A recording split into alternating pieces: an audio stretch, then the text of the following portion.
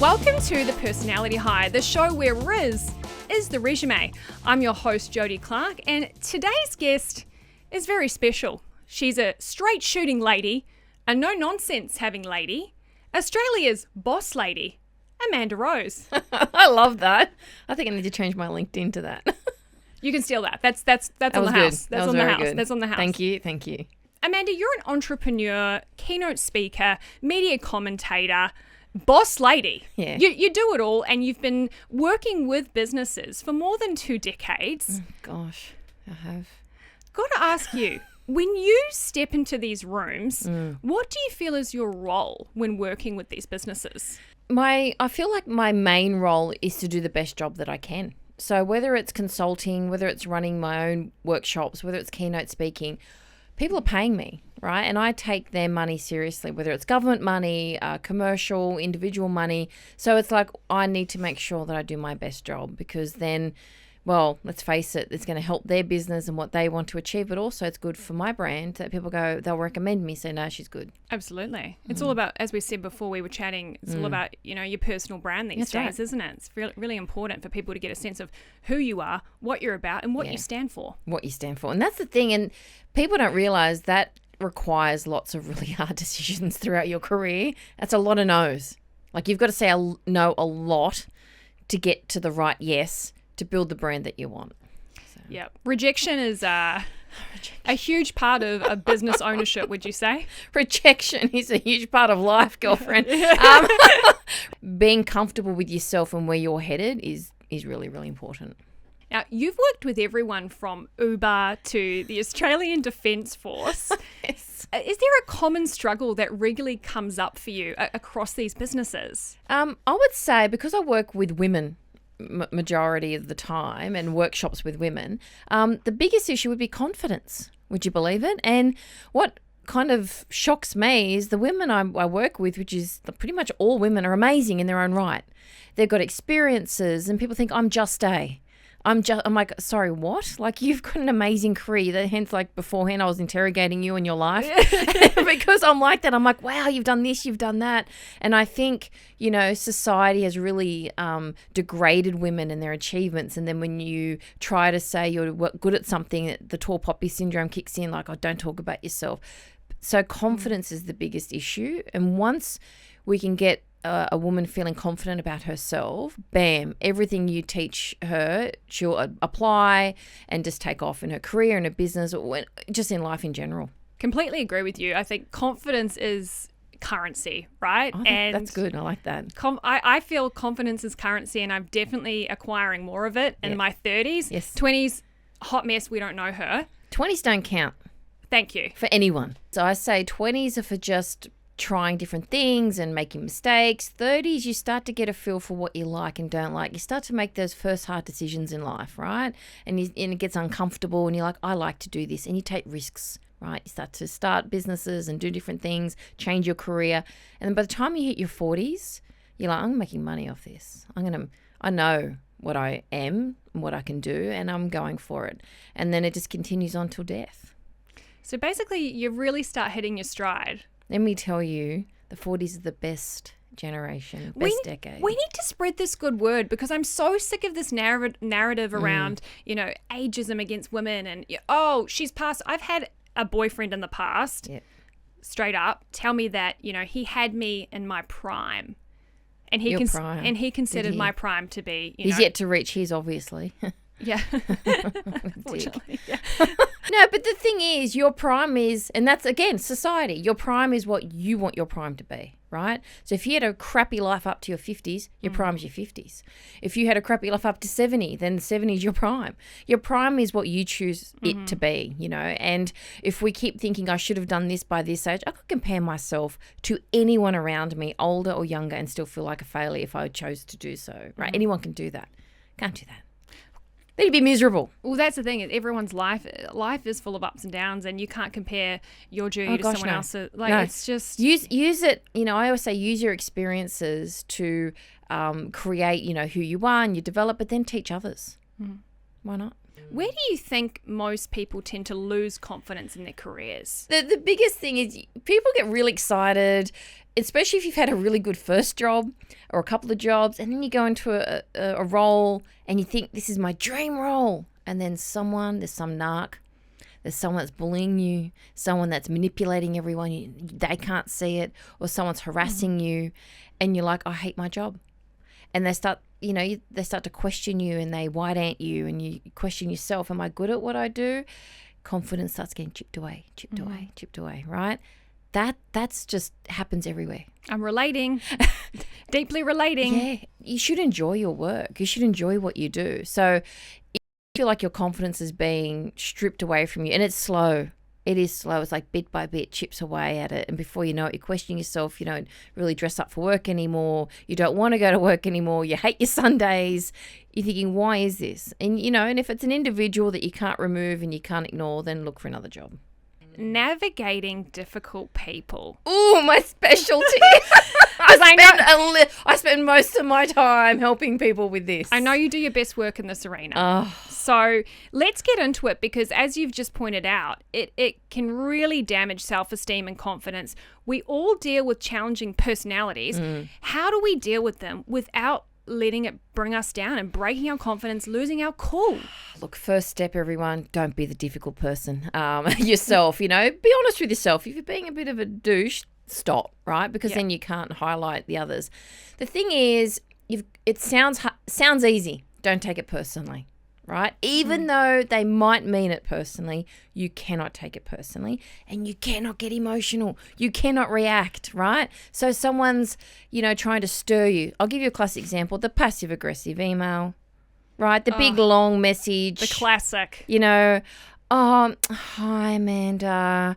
Notice you came in late again today. I hope everything's okay. Oh, stop it, Susan. Boom, boom, boom, boom. And then just said, what time's this meeting today, right? Now, your gut reaction is that bitch. I got permission from the boss. It's none of your business. Blah, blah. Rant. No. What you do is you reply to the business component of that email because you're at work. Mm-hmm. So you reply and say the meeting's at 2 p.m. Thanks. Because that was the only business component of that email. If there's none, you don't reply. Yeah. Cut the emotion out. Just don't respond to it. You cannot react. You cannot get emotional. You cannot be friends with people at work.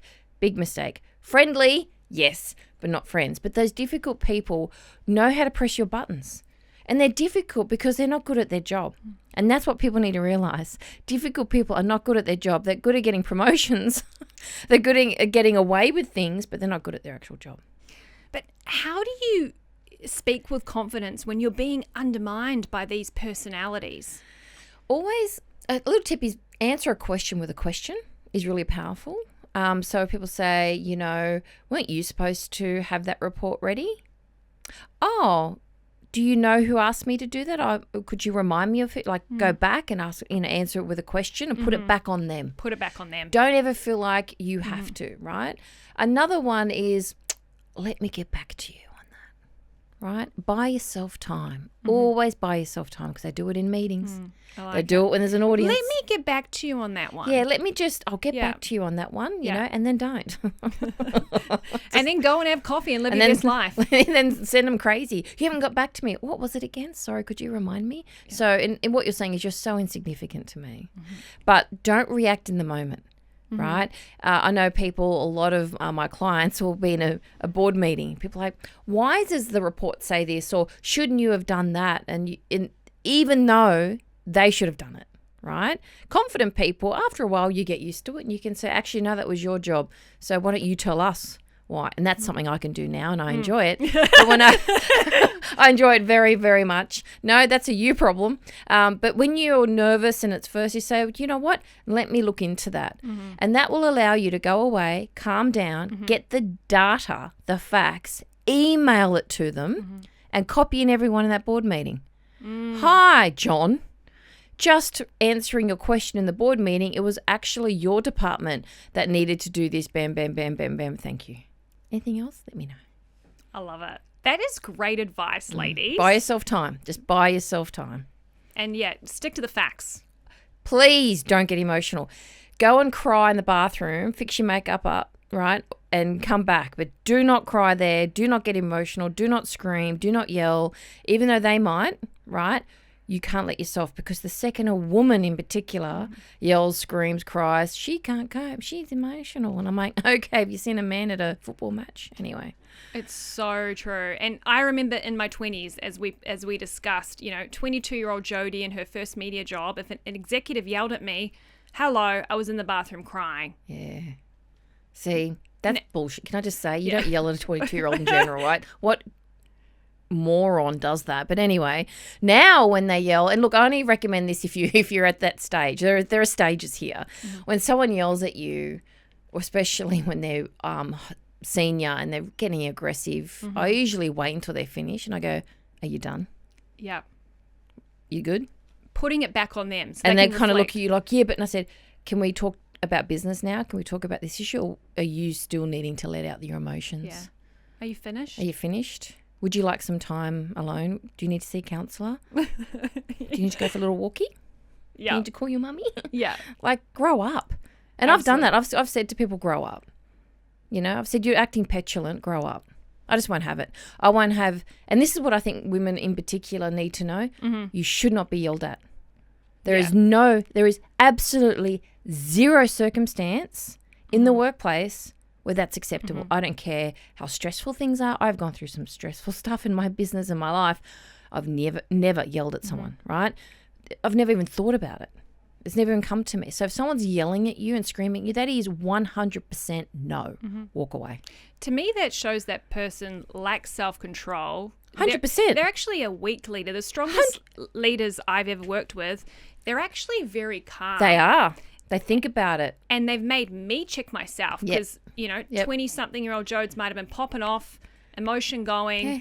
I'm hard done by. I'm going to tell you how I feel in this moment. And then the leader's saying, okay. Yeah. And it's like, they're there to teach. They're there to lead. You're 22, for goodness sake, right? Yeah. Like, it's like when a 52-year-old complains about a 22-year-old, I'm like, really? Like, give me a break. So you're supposed to teach and lead. Yeah, but just in general, even if it's your colleague, someone yelling at you or screaming at you, it's unacceptable.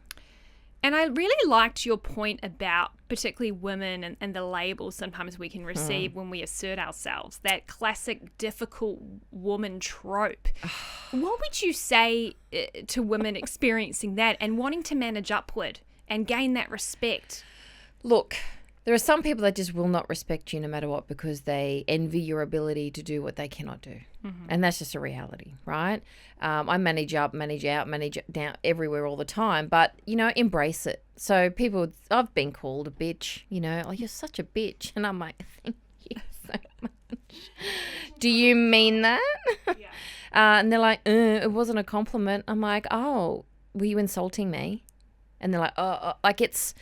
they don't even realize what they're doing a lot of times, but I get called aggressive, I'm too dominant, too confident.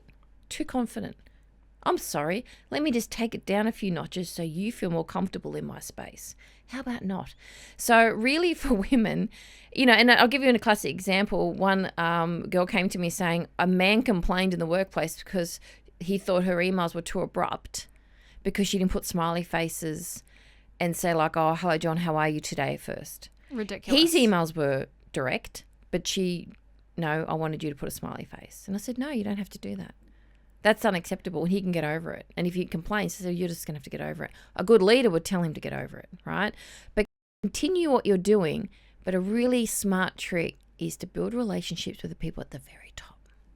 At the very top. They're usually quiet and grumpy and tired. But build relationships with them because they're watching everything, right? They give you the best advice. They can tell someone to pull it in when they need to, but they're the ones you want to deal with, not the ones below them because they're the ones that are usually a bit narky. And if you are having trouble with someone, go around them. Focus on the relationships. Build up or around 100%. Calls like surrounding them. Like my mother calls it icing them out. She's like, have you iced another one out, dear? Yes. If someone is rude or aggressive or abrupt, like just so mean, right? I will build relationships with everyone around them. So much so if they said a bad word about me, people go, why would you say that about Amanda? That's my approach too, Amanda. That's my strategy.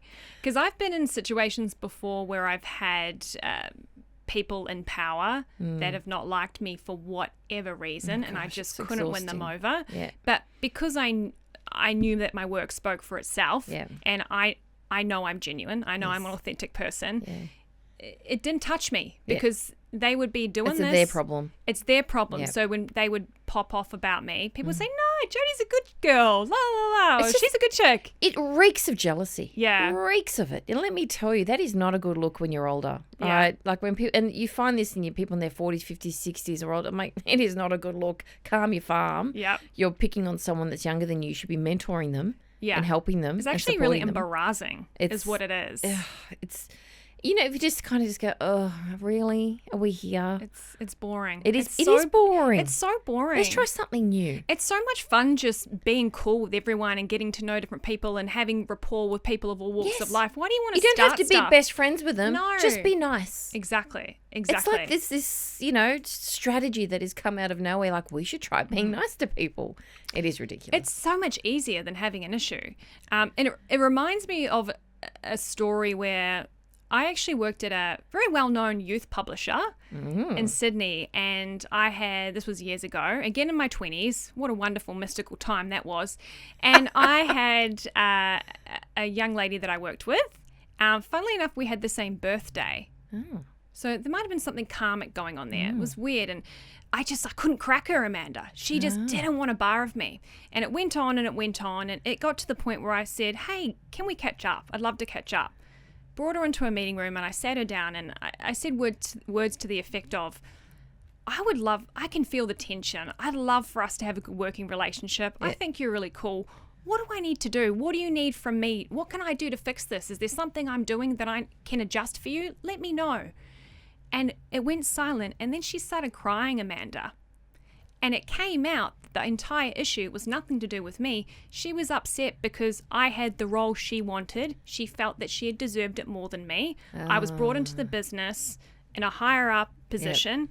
And she went for it, didn't get it. And she was cranky. And so I was receiving all of that projection and frustration. So then I turned it, totally get it. Let me help you get there. And then we ended up becoming good mates. This whole time, it's like we wasted months. Yeah. And it was like it could have been so much more positive. But that's a really good story for those when it happens to them. Don't blame the person who gets it. Yeah.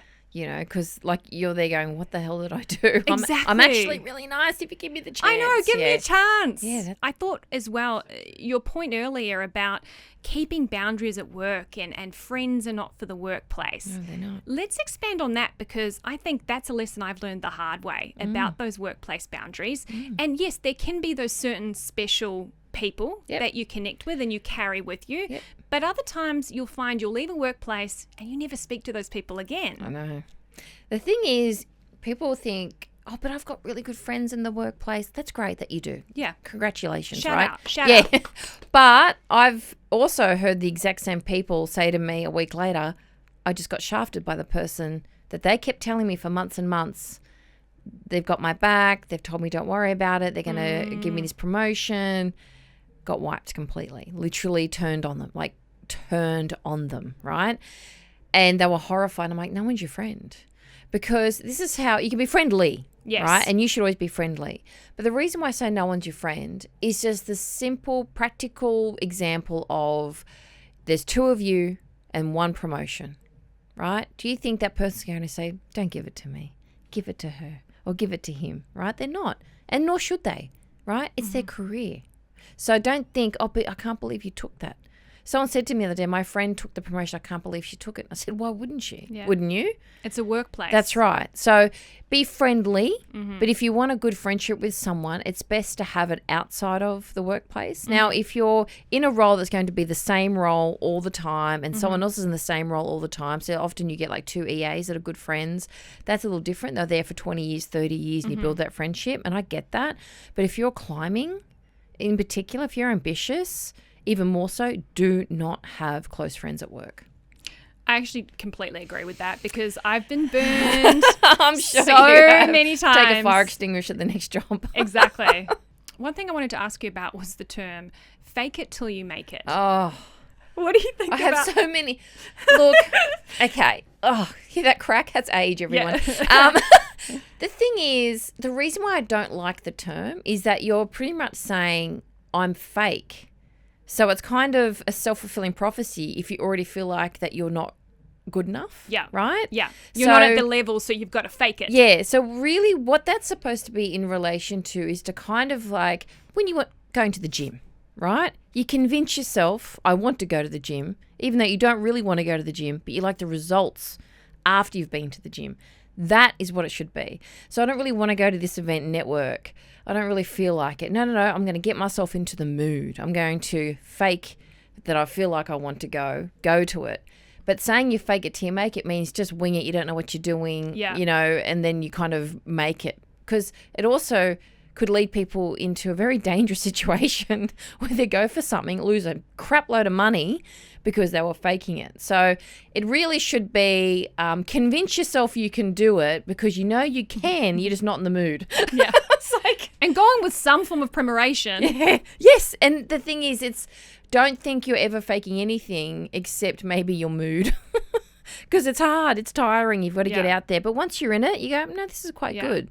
It's just the danger. I just don't like the danger of the term fake it till you make it. That's why I like back yourself because it's so simple. Even better. Just back Just yourself. back yourself. 100% perfect. Yeah. Every time they hear that, that's what they got to do instead. I mean, I do it every time I do a podcast, you know. Sometimes I have little bits of nerves, but I'm just choosing to back myself Well, and do you know what show I up. use instead of nerves? Because people always ask me before I go speaking, are you Yes. nervous? I go, no, I'm excited. Excited. I like that. I love Mentally, a reframe.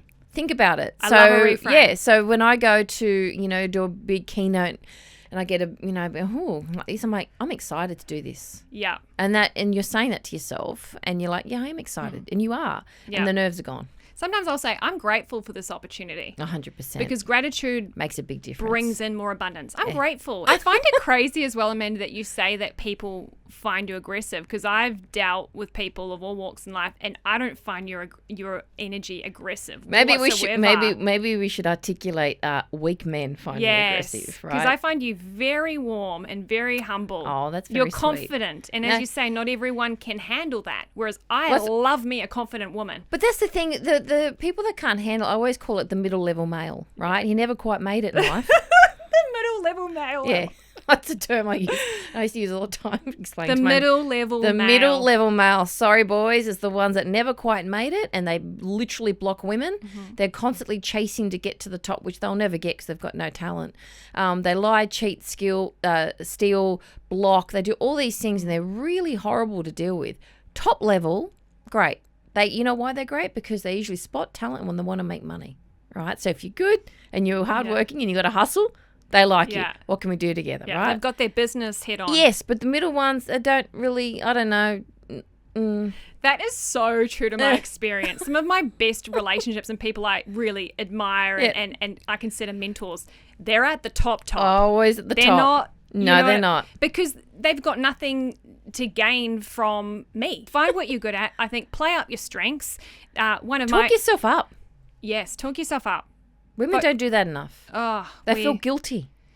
Guilty. Can you believe we it? do. I feel if I hate it, Amanda. I have fun doing it. And can I just say, I actually don't like, talking myself up to a level where I think it's uncomfortable. I get it, right? But I still need to talk about how good I am. Yeah. Because I want people to hire me, right? And there are ways of communicating that. So if you're educating people on what you know, then they can see how good you are. If you're highlighting things you've achieved, then they can see how good you are. You don't have to go on camera and go, I'm the best. Hire me, right? You don't have to do that. There are other ways to communicate that. But unless you do, no one will know. No, you just be like everyone else, right? And it's this, it's like being comfortable with being uncomfortable. Women need to promote themselves more, big time. Yeah. Get comfortable with articulating your own value 100%. proposition. That's exactly right. And back it. Whether it's a job, whether it's business, whatever it is, that's what you should be doing. Because if not, you'll end up settling. You'll end up taking crumbs. And I find, Amanda, if you're confident, no one questions you. If you can articulate it. I know. How can women keep backing themselves when no one's clapping? You don't have the money coming in yet, as we've said. You're not getting the deals. You're in the grind phase, right? Oh, gosh. And every business owner will know about that. You're in the grind. How do you keep going when no one's clapping? You know what? It's actually really good to go through that because most claps are rubbish anyway. True. Most claps is because they want something from you. So no one claps when you haven't quite made it and you got to grind, you got to hustle. And can I just say, whatever you're doing, you got to do it 10 times harder than you are, 10 times more.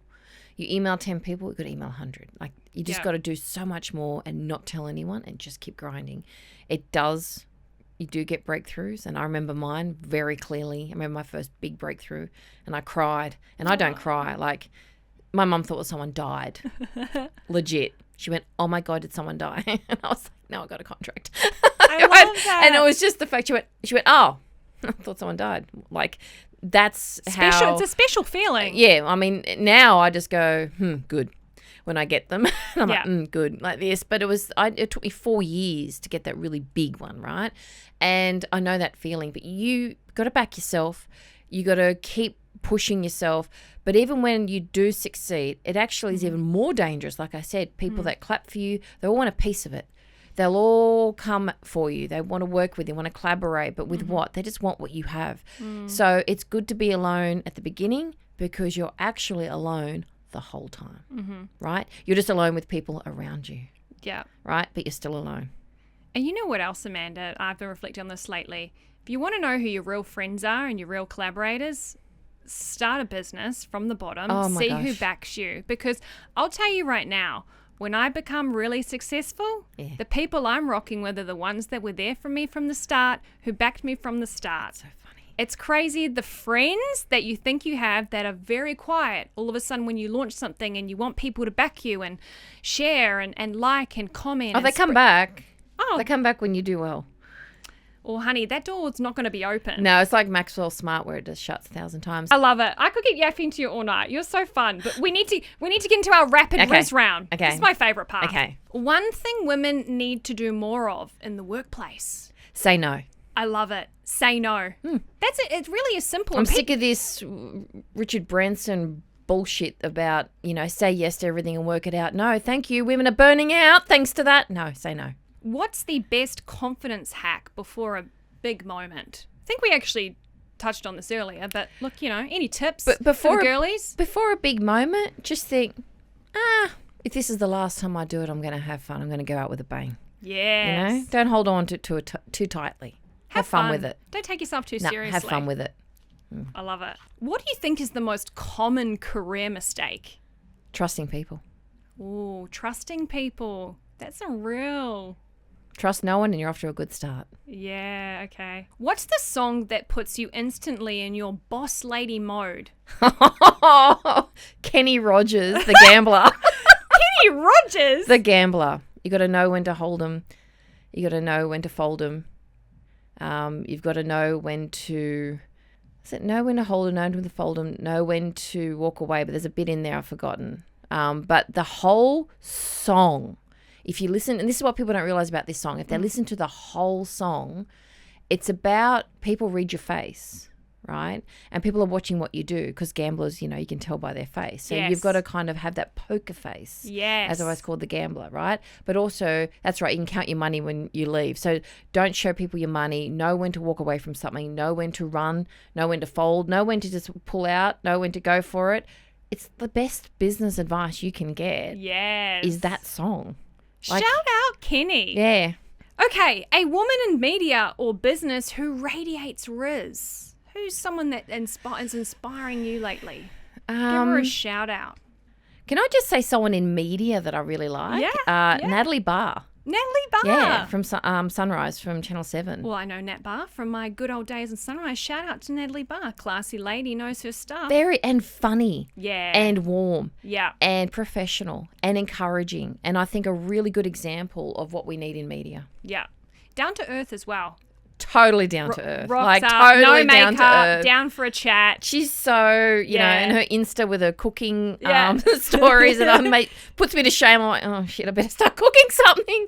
She's got this, I don't know, it's kind of like this X factor that is not about fame. It's an X factor about making you feel welcome. And I think in the media, everyone's going for media roles because they want to be famous. Yes. Right? They want followers and they want to be worshipped like Yes. politicians. Yes. But They all want to be worshipped. don't they just? Oh, yeah. But yeah, I think Nat's a good example. And it's really hard for me to find good examples, really, because a lot of people are too busy chasing the wrong things. Yes. But I feel like she's wholesome. Yeah. That's beautiful. I love that. Well, that kind of brings us to the end of our Riz round. Big thanks to our beautiful guest, Amanda Rose, for showing us charisma, confidence. Yeah, it's not a natural born talent, is it? It's pure practice. I think the more you care less about what people think about you, the more calm and confident you are about yourself. And just being authentic. Yeah, but not unless you're an asshole. Don't be an authentic asshole. Don't be an authentic asshole. Be an Authentic good person. An authentic good person, and good things will come your way, Darl. Thank you, Amanda Rose. It's been a pleasure having you. Let's give it up for Amanda Rose, Australia's boss lady. I know, right? Men are just all around the world going.